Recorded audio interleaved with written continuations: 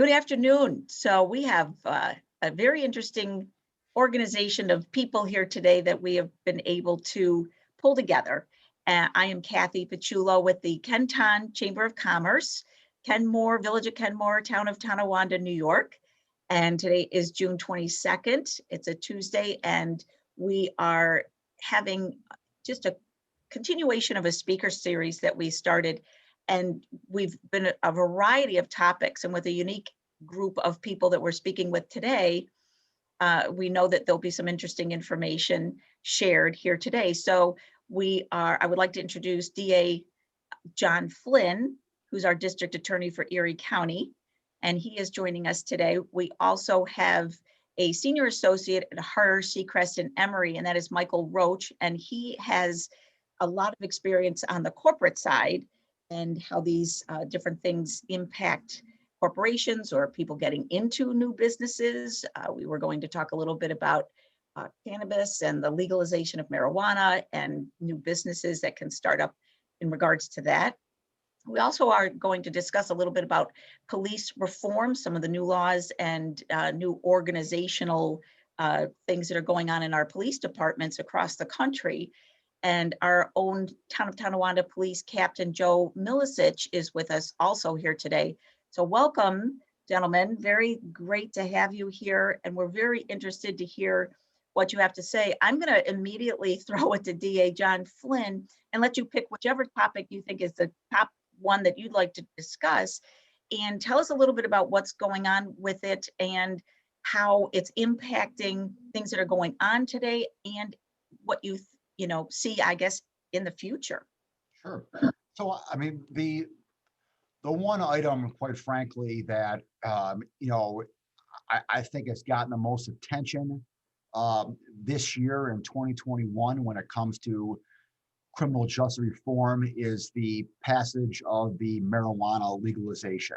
Over the course of the past 3 or 4 years, there has been one or two main pieces of legislation that Albany has passed in regards to criminal justice reform. Starting out, 4 or 5 years ago with raise the age legislation that no longer allowed 16 and 17-year-olds to be treated and tried as adults here in New York State. That was the first big piece of criminal justice reform that was done, like I said, about 4 or 5 years ago. Then we had the bail reform that was done in 2019 that took effect in 2020, along with the discovery reform, which is basically the amount of information and the type of information that I have to share with the defense lawyers on every case. Those were the two big pieces back in 2019. Last year in 2020, obviously, we were in the middle of COVID. There were, a number of pieces of legislation that were passed in regard to criminal justice reform. The repeal of the 50A, which was, the kind of the opening up now of police records, along with some tweaks to the bail reform and some tweaks to the discovery law.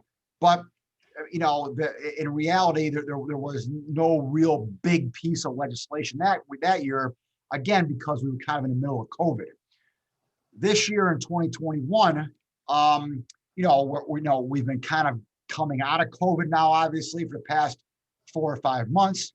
And the biggest piece of legislation in regard to criminal justice was obviously the marijuana legalization. That's going to have, obviously a dramatic impact on a lot of things. One, just now that marijuana is legal, that in and of itself is kind of a big deal.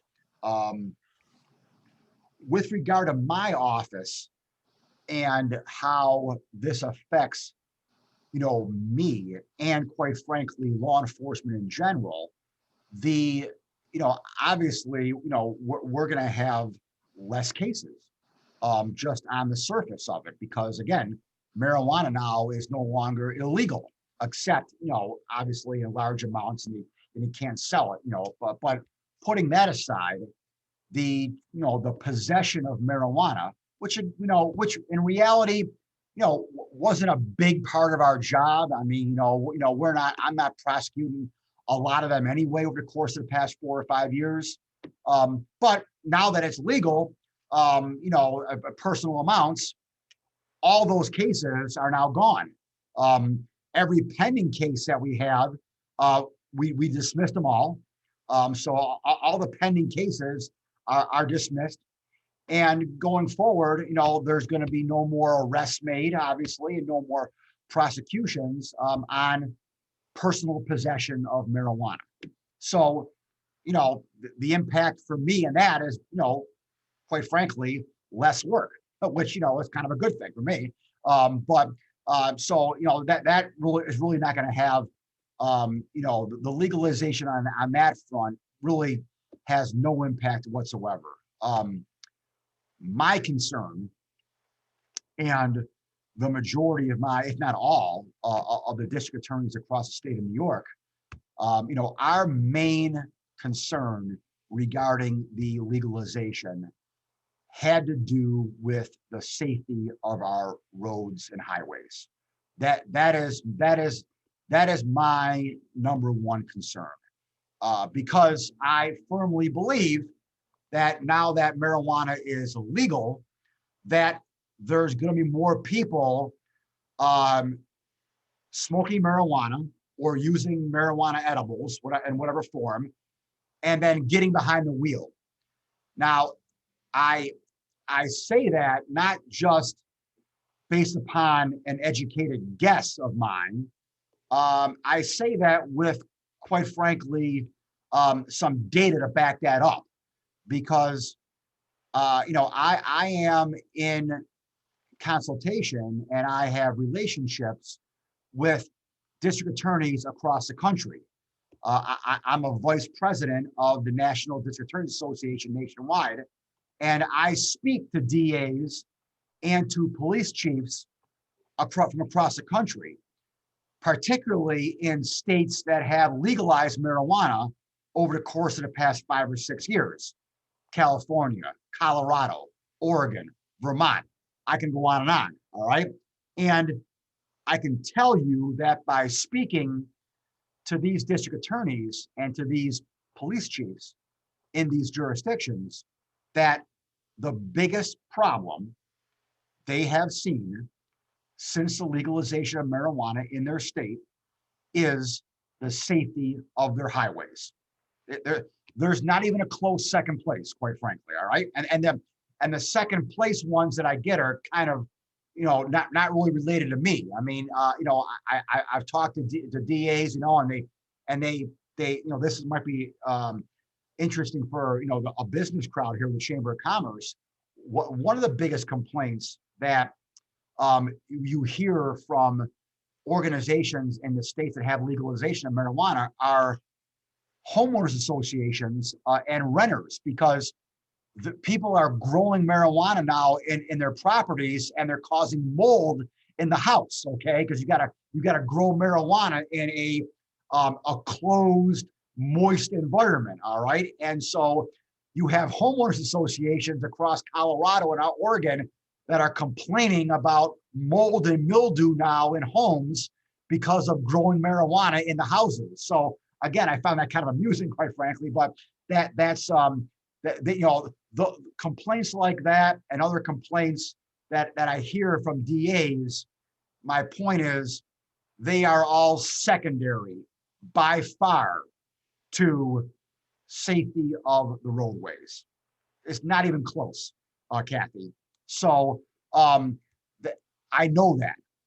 I know that because Colorado's had the problem, Oregon's had the problem, California's had the problem, Vermont has had the problem. Every state that's legalized marijuana have had an increase in fatalities, accidents, number of people driving under the influence of marijuana, et cetera, on their roads. So I can assure you that's going to happen in New York.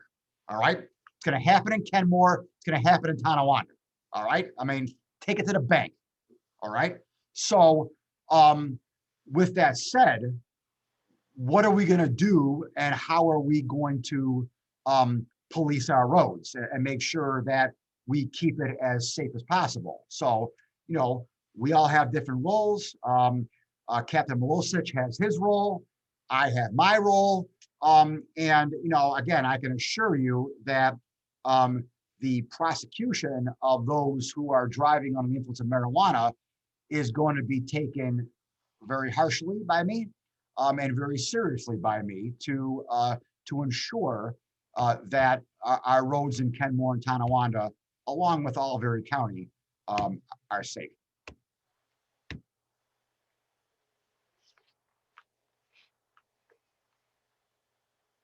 I was just wondering if there was some sort of a message or an advertising campaign that the county was going to, you know, engage in to discuss that, you know, to warn people about driving under the influence. Is there anything like that planned? Well, hopefully, it really needs to come from the state though, because the state is the one who passed this law. Yeah. And quite frankly, making the county do it or the town of Tonawanda do it or the village of Kenmore doing it is just another unfunded mandate upon our local governments. The state should be doing that because the state is the one who passed this law. Right. And we, just so you know, the District Attorneys Association of the state of New York, along with all the state law enforcement organizations, chief of police organizations statewide, sheriff statewide, the troopers statewide, all of us talked about funding for this law, funding on a number of fronts. We started out with a pecking order, quite frankly, which was the most important thing that needs to be funded by the state is the training of police officers statewide to be certified as drug recognition experts. They're called DREs, all right? And the problem with marijuana is that unlike alcohol, there is no roadside test, or quite frankly, there is no back at the station house machine Right. that can test whether or not marijuana is in your system. Right now, Kenmore police officers, Tonawanda police officers have two tools, all right? They have a roadside tool where they can have someone blow into a piece of equipment at the roadside. And then they also have a machine back at the station house where they can bring people back and have them blow in the machine to test whether or not they've been drinking while driving. Right now, we as a society nationwide have not developed that capability. Now, we're in the process of doing that, okay, but who knows when it's going to get done. So right now, beside a blood test, which, you know, a blood test can be done obviously to determine whether or not there's marijuana in someone's blood, but those are way more complicated to get done than a breathalyzer test. And so, like I said, we don't have the engineering capability right now to determine whether someone's driving while they're high. All right. So we are at the mercy, quite frankly, of the responding officer to the scene, to the stop, to the pullover, however you want to categorize it. All right. And that officer needs to have the training and the expertise to recognize whether or not someone is driving under the influence of marijuana. And the factors are different than alcohol. So, you know, we have some jurisdictions in Erie County that have no DREs assigned to their police force. Now, I'm not sure how many there are on Tonawanda. Kathy can maybe tell us here, but I guarantee not all of them are, and probably the majority aren't. All right. I mean, so, and like I said, we have some agencies in Erie County that have none. And that's a problem. It's a problem statewide. So we told Albany that, hey, all right, if you're going to pass this legislation, you need to fund this. You need to provide money so that Tonawanda can send their officers to training. And Kathy, this training is not cheap, okay? You got to send someone away for a 4-day school, all right? This is expensive training to get done that Councilman Zurich isn't going to want to pay for it probably, all right? With Tonawanda money, all right? I mean, this we're talking big money here, all right? And the state, guess what? They didn't do it, all right? They provided some money for the state troopers, okay? But they didn't give any money to anyone else, all right? So they're going to take care of the state troopers, all right? But they're not going to take care of the Tonawanda Police Department or the Kenmore Police Department or anyone else on a local level as of right now. So that's problem number one right there when it comes to money. Problem number two was we asked just what you're asking for, okay? We asked for money for a statewide public education campaign to target children, to target drivers, et cetera, all right? We asked for money up front from Albany. Hey, all right, you're gonna pass this, fine, okay? However, we need money for a comprehensive public education campaign. And Kathy, guess how much money they allocated for that? Nothing. So, yeah, I would love to have the county do it or Tonawanda do it, but I'm not going to ask them to pay for it, quite frankly. I think it's unfair to ask them to pay for it. The state should be paying for it. And, you need to talk to your state senators and assembly members and let them know that and have them put their money up where their mouth is.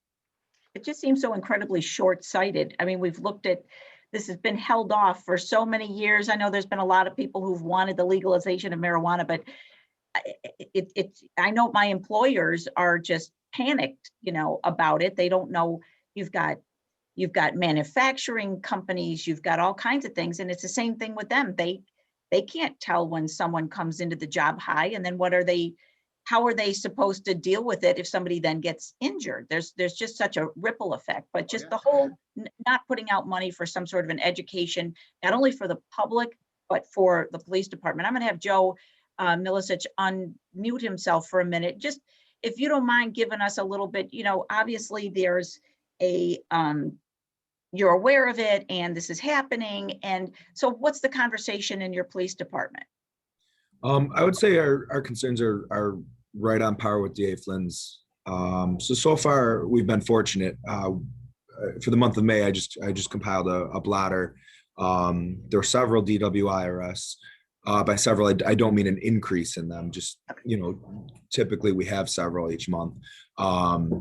None of them were marijuana related last month, so we've gotten lucky so far. But we do have those same concerns, right? We can predict there's going to be an uptick in it, and enforcement is going to have its challenges.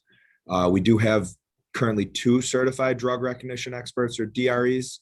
One is now off the road and in our detective bureau, so he's not out there patrolling or stopping cars. If he's working, it's not during the overnight shift, right? Our detectives work 8 a.m. to 8 p.m. as coverage. And the second one is actually a road lieutenant right now. So there's certainly a need to have more patrol officers certified as DREs. We do have a third officer scheduled to go to school. I think it's in the next month or two. So that will be helpful. He's a very thorough officer. He works the midnight shift. He's very big on DWI enforcement in general. So I think we're excited to get him certified. And another thing we do is it's kind of a mutual aid agreement with other departments. It's the same thing with like our canine. If we need a drug recognition expert or a canine, we put out a message. We have a chat system to all the police departments in Erie County, and we'll put out a message seeing if anybody has one or is willing to call one in. But oftentimes we can't find one. Right there's a shortage of these experts in all of the departments, or they're not on duty, or it becomes an overtime cost, right, to call them in, whether it be our department or another department's DRE coming in. And like the DA mentioned, the school is costly, and it's also very rigorous. It's a very difficult school. It's very challenging, but the officers come out of it extremely well trained, and it's really it's impressive to watch them do their evaluations. So. But no, our concerns, like I said, they're, sorry to be repetitive, but they're right on par with DA Flynn's. Would it help to have more canines? Most of them now are not even being trained in marijuana detection, just because it has become decriminalized or close to decriminalized in so many places. And the other thing is, with the decriminalization, there's a lot less we can do to search a car based on smell, right, or odor of marijuana. That used to give us probable cause to search a vehicle and its occupants, and that's no more. So I don't think the canine is the answer at all. I think it's going to be the experts, right? Because again, like the DA said, there's no instruments or tools that can detect this. And these blood draws, just like the instruments and tools, they're generally based on consent, right? To compel an individual to do a blood draw, there's certain requirements that need to be met, so it's all voluntary. So it's based on the knowledge and expertise of our officers, but then also the compliance of an offender. Right, got it. I'm gonna ask Michael Roche from Harter, Secrest, and Emery. He's dealing with corporations, companies, that kind of thing. And here, Mike, for what do you talk to companies about for drug testing their employees? Yeah, so the big thing that's out there now is, generally speaking, you can't fire employees anymore for marijuana use. There are exceptions to that if they come in and they're clearly high or something. That's grounds for dismissal. I do a lot of work with companies that have government contracts, and if you've got federal government contracts, that's another grounds for dismissal, because you can't have employees who are testing positive for cannabis or any other illicit substances at the federal level. So even if it's been decriminalized and legalized in New York, if you've got federal contracts, you may be subject to rules beyond what New York State says. Okay. New York actually explicitly carved that out in their law and said, generally speaking, you can't fire somebody if they use marijuana, but if you're subject to federal contracts to say you can't hire people that test positive, well, that supersedes us. Gotcha. So what are the, as companies are contacting you, what are they concerned about the most? Generally speaking, it's just that it's, who can I test? What can I test them for now? What do I need to do if somebody has a positive test? That's on our labor side. We're also starting to get calls now from companies that are looking to get into the space. Go ahead and talk about that. Yeah, that's really the next big frontier that New York's starting to step into.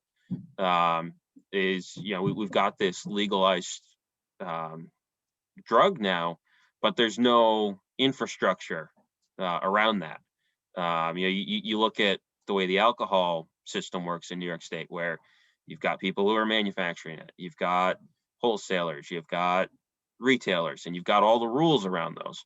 Well, right now, that's all up in the air. New York State hasn't appointed the board. They just adjourned the last legislative session with no board appointed. And we need that board in order to get any of the rules before anybody can start looking at getting into the space.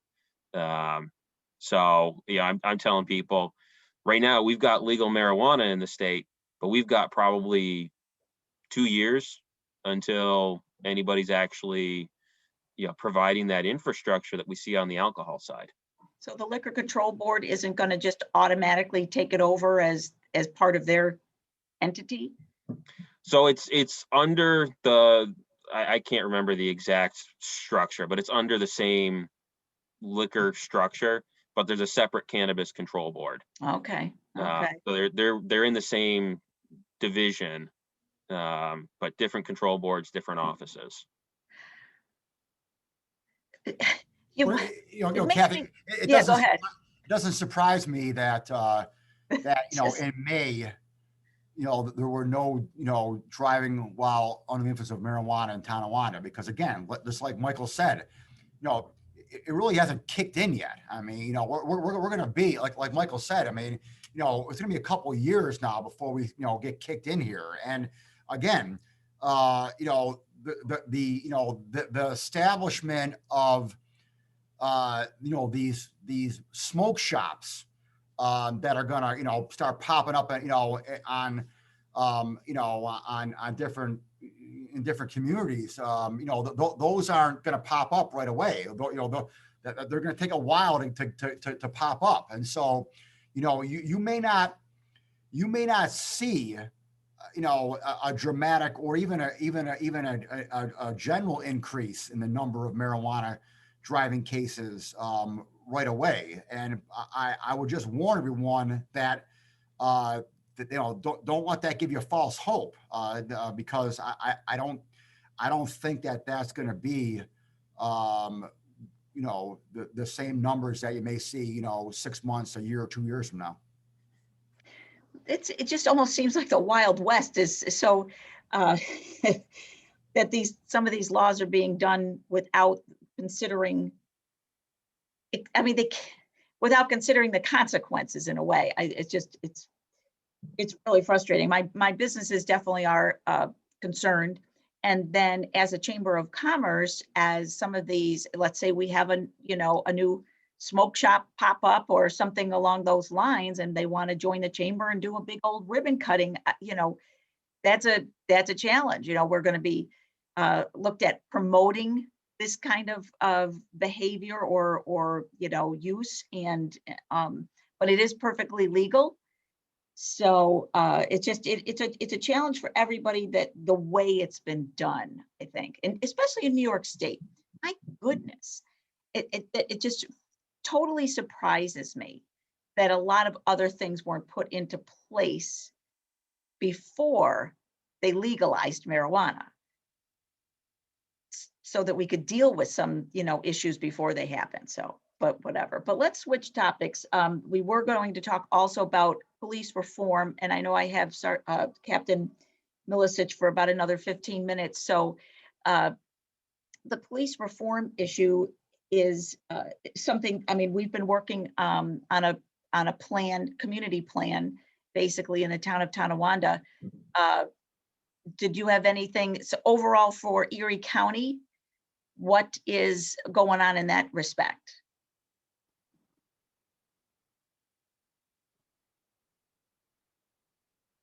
Yeah, I'll ask you, DA Flynn. No, each individual police department was actually the top elected official in every jurisdiction across New York State that had a police department was ordered by the governor back in 2020, to establish a committee to look at the police procedures in that particular jurisdiction. So that executive order was signed by the governor back in 2020, and again, it mandated that that the head of every elected jurisdiction that had a police department, so the supervisor of town of Tonawanda, the mayor of Kenmore, the mayor of the city of Buffalo, the county executive polling cars had to do it for the sheriff's department, because because the sheriff's department is under the county. All right, so the county executive polling cars put together a committee. So everyone, every town and village and county and city that had a police agency like I said, was mandated by the governor to establish these committees. And from my understanding, everyone in Erie County complied with that. There was a time limit. They pulled together an organization, a committee that I think also, I wasn't on this one. It's one of the few I'm not on, but also included community members. It did. Yeah. So that the committees included, I mean, the governor didn't tell, Supervisor Eminger who to put on a committee, obviously, but the governor did give some general parameters. Someone from my office had to be on every committee. So there had to be a representative of the DA's office. Oh, wow. There had to be some community organizer had to be on the committee of some form, right? So there were certain sectors that were mandated to be on these committees, but by and large, the supervisors, the town supervisors, the village mayors, the city mayors, the county executives, they could pick who they wanted. So again, I don't know who was on the Tonawanda committee. I mean, one of my people was. I mean, honestly, I don't even know who it was. To tell you the truth, because I had like 40 different people on 40 different committees. Right. So, right. I don't know who was on what committee, but I know there was a representative from Tonawanda from my office On the Tonawanda one. So the Captain Milosich is. Were you involved in that organization, that community organization, in that committee? It was my predecessor who, when the committee was first formed, and then met for most of their initial meetings. She was the one who oversaw it. I have since taken over the community services office, so now I attend those meetings. But I've only been. What were they tasked with? What were they tasked with doing? And then I know that they actually wrapped it up and even gave a report already, but so what were the parameters? So it's called the Tonawanda Reform and Reinvention Committee, right? That's right. That's exactly what they were doing. They were kind of obviously overseeing the police reform, but also we were reinventing the department. And they did a fantastic job. It was ADA Dabati from the DA's office was on our committee. And she was very involved, very active, and she's made quite a big commitment to it so far.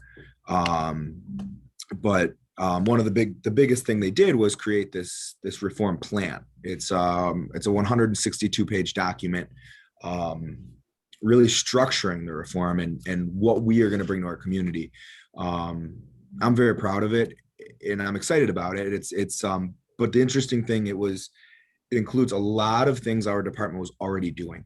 They just weren't organized in this document, right? In that fashion, and I think it's similar with a lot of the departments in Erie County. I think we're fortunate, like we have some work to do, but it's not far off from the work we were doing. And it's not, or if it's new, it's stuff that we've all wanted to do for a long time. We've always had 2 full-time school liaison officers in the 2 Kenton high schools. We have 30 officers that are part-time school liaison officers. So they're in every school in Kenton, including the Catholic schools. We've had truancy officers. We have bike officers, ATVs out there. We have a crisis intervention team where officers have 40 hours of additional training for behavioral health. So mental health and substance abuse. 40 hours is a substantial amount of training. And we were already doing that stuff, so we're applying it better now. One of the things we just got on the heels of reform was we have a full-time clinician. We have a full-time social worker working within the department. And it's something we've wanted since 2014. We started our crisis intervention team, and police reform just kind of opened more doors to get it. So it's a lot of work, but I don't think it's this heavy lift for us in the sense that we were already like doing these things in our community. Is the clinician like a mental health counselor, that kind of a thing? Yep. Okay. Yep. Okay. Is there So- more accountability within the police department? Is that one of the things that they were striving for? I think we were striving for that before Yeah. reform, especially with our current chief. That's of utmost importance to him, is accountability, transparency, and ethics, and that was a big culture. He was bringing our department. Gosh, it would have been. He came in 2 Septembers ago now, and so that was long before police reform. Police reform was June 2020. So that was a culture he was already striving to bring within our department, and that doesn't mean it didn't exist before him either. So, but sure, I mean the reform would of course insist upon it even more. And is that 162-page document available online somewhere? Do you know? I know we did release it. I don't know if it's still up out there, but I Yeah. can double check that one. Okay, because I thought I remember seeing that it had been. I thought, okay, I can go there and check it out, and I hadn't. And I know that you have a couple of the board members were involved, and Got it right here if you want to stop by. oh, sure, yeah, I'll just Come and flip take through a it on look. my lunch hour. Okay. It's impressive. Oh, that's interesting. That really is. So there's a lot that, as long as I've got you, anything else going on in town that that's just pertinent, that's new, or that is just currently on your desk that you're working on? Yeah, we've got a lot of exciting stuff coming up. The big thing right now is July 2nd, we're doing our fireworks. The town's Yes. doing them, right? So it's not necessarily a police department only function, but we're excited about that. We're excited to be one of the few towns doing them. And we're expecting a huge turnout. Last weekend, we just played baseball with the Kenmore-Tonawanda Junior Tomahawks Academy. So it's kids ages 4 to 7. And that was a blast. And we've got a lot of similar themed community engagement events coming up. We're gonna have a fishing derby in July, car seat installation. The Youth and Parks and Recs Department has started these outdoor workouts outside of the aquatic center. Yes. So we piggybacked off of that. I heard a rumor the DA might join us for one. That's what ADA DeBody said. So we got that in the works. Goodness, we're gonna bring back our Lucky Duck scavenger hunt that we did last summer. We got a lot of great feedback on that. So there's a ton of things, and we're gonna have our bikes and ATVs out a lot starting next month. Well, that's awesome. It's important to engage everybody in the community. We've all been locked up for a year and a half, and so Sure. Yeah, we're all ready to get out there, right? Everyone's excited about it. that's it exactly. So DA Flynn, I know that he just committed you to working out on the front lawn of the aquatic All right, center. that's good. Well, I can't tell you how important those activities are. Fortunately, we're not seeing it in Tonawanda, or Kenmore, but we are seeing it obviously in the city of Buffalo, and we are seeing it in cities and communities across the state and across this country, which is the extraordinary increase in a number of shootings and homicides that is ravaging, quite frankly, the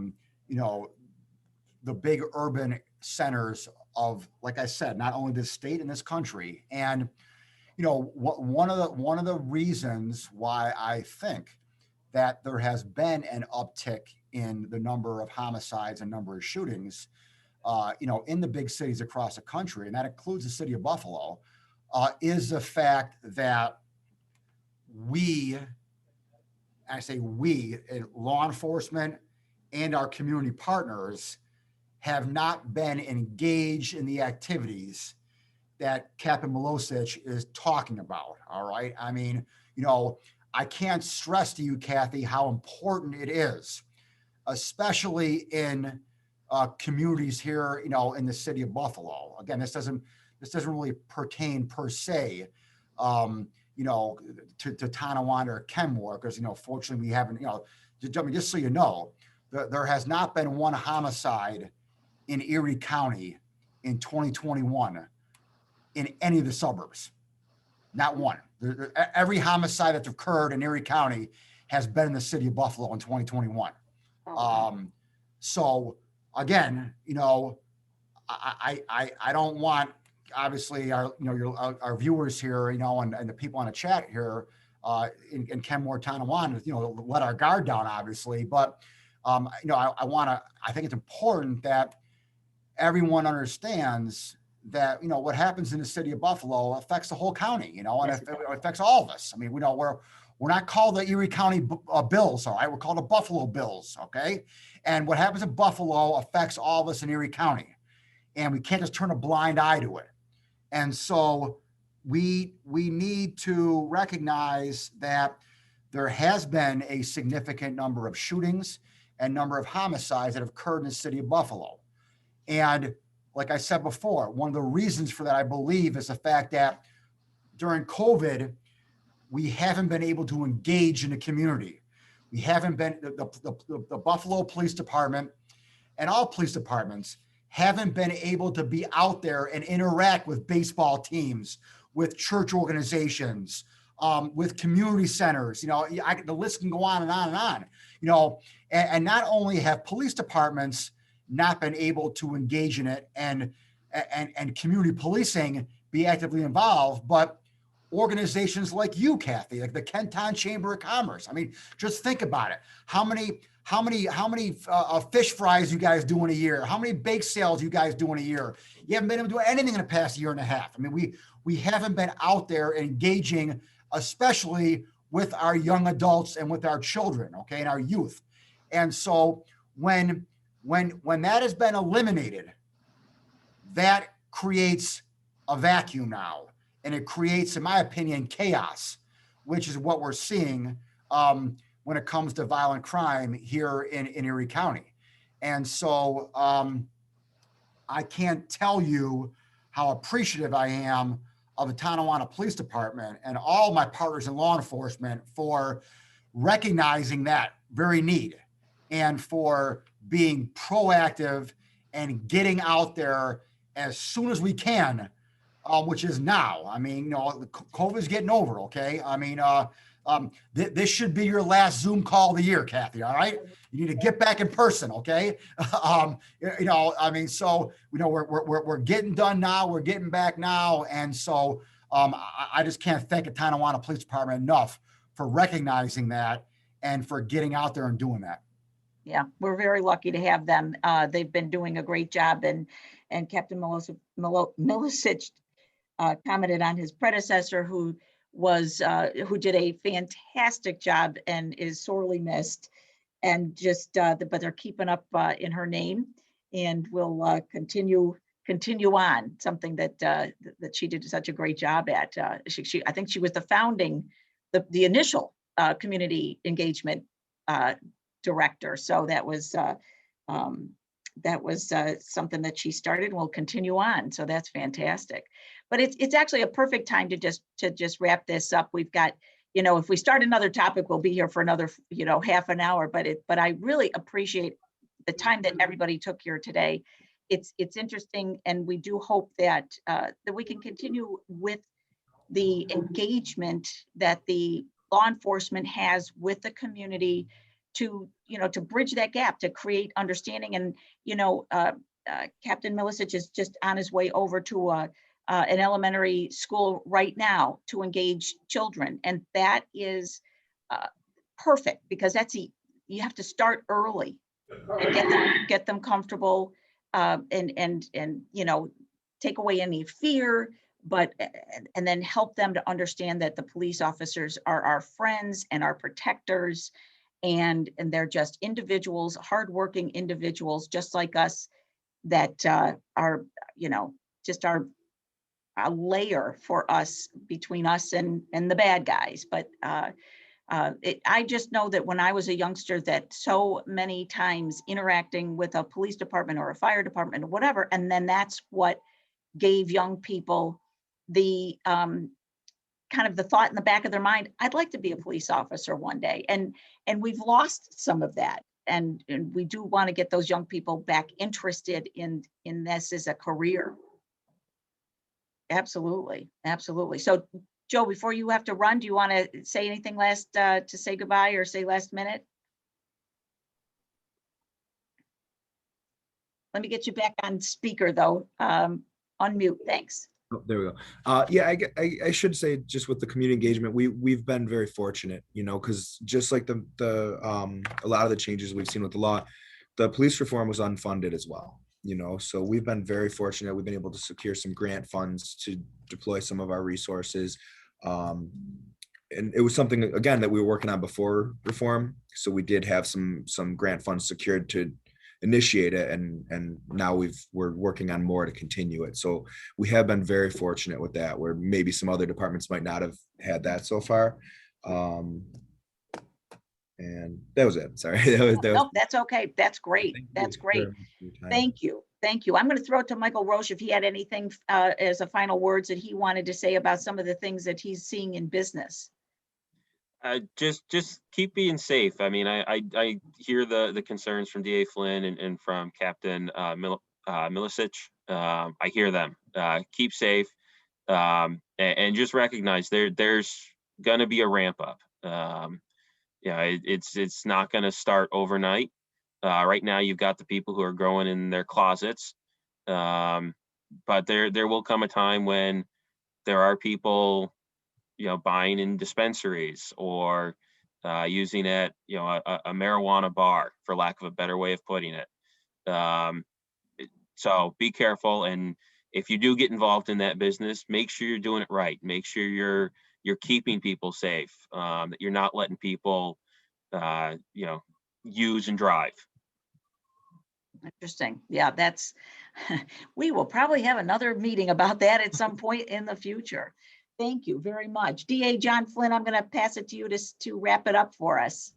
Well, thank you very much, Kathy. I appreciate you having me on here. I appreciate you invited me to talk about these very important topics. Obviously the safety of our community is paramount, and obviously there's nothing from a business standpoint and from the people who are involved in your organization. The business that's being done in society can't be done if we live in an unsafe society. We need to have an orderly, safe community in order to have our businesses grow and prosper in our community. And so I recognize that. That's why I come to work every day to ensure that our community is safe, the entire county is safe. I live in Tonawanda, so obviously I want my town of Tonawanda safe as well for my children and my neighbors. And so we're recognizing that businesses only can thrive in a safe environment. Every business in Kenmore and Tonawanda knows or should know that is my number one goal each and every day that I come here. And I thank you all for inviting me. And please feel free to invite me again in the future. I'm boycotting Zoom calls though, so I'm not doing any more. I'm only coming out live in person though. Okay. That'd be great. That'd be great. And no, you know what? We really do appreciate you, and we know you're from Tonawanda, so it was kind of a nice addition here to have you part of this. And yeah, I'm pretty sick of the Zoom calls myself. And so we will look forward to seeing you. I know that Chris Kaiser, who is the police club president, was on, and unfortunately they're not going to have their police club party this year, but next year. So hopefully everything gets going back on, going in full swing, and that we do it safely. And my concern is our businesses, and that they, the employees that they have, that they are, show up to work and that they're ready to work. So anyway, thank you all, and have a great rest of your day, great rest of your week, and a very safe 4th of July holiday weekend. July 2nd is the fireworks in the town of Tonawanda. So everybody have a great day. Thank you. Thank you.